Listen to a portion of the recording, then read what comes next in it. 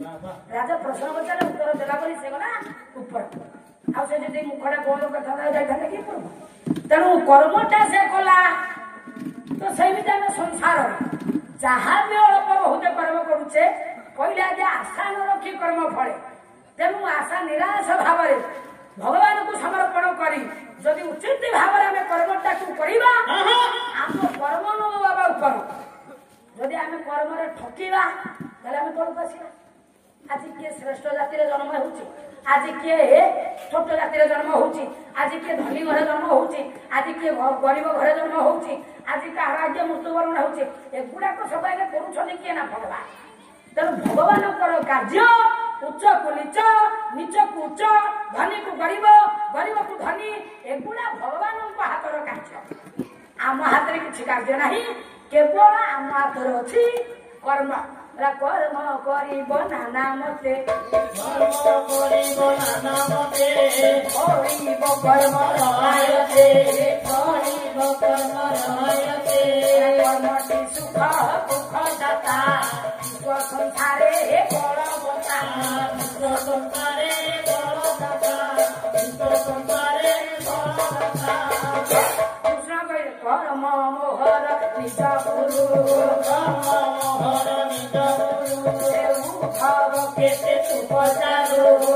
भाव केते तू पचारू मो कर्मटा मोर निजर होची गुरु साधु संत माने कहले कर्म को करी आगु सार कर्म को करी आगु सार पंडित जन करे भार पंडित जन माने प्रथमे कर्मटा को सार कर तापरे आउ जो कथा भगवान नाम नेवा पूर्व आज्ञा साधु संत महात्मा माने उठिबे तांकर नीति नियम आदर्श अनुसार जाति चारि हो आगे उठिबे स्नान शौच हेबे भगवान को आगे समर्पण तो प्रथम होची कर्म तेणु जी जमीन कर्म कर फलटा भगवान देवे तेणु भगवान हाथ में हूँ कर्मर फलटा ना नहीं बापा ये कथा हूँ भगवान कार्य अच्छा भगवान रुहती के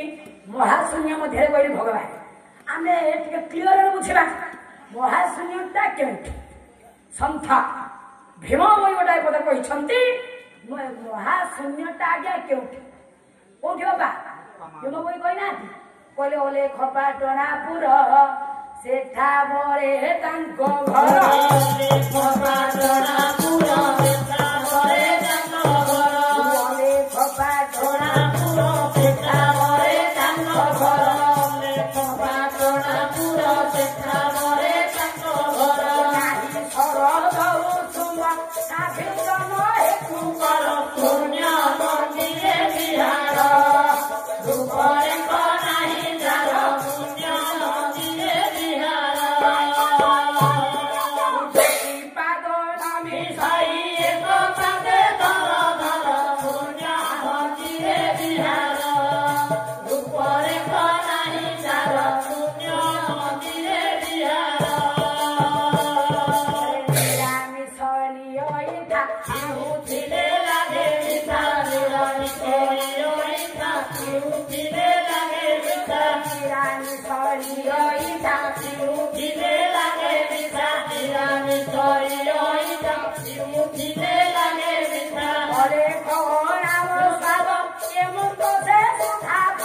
पुण्य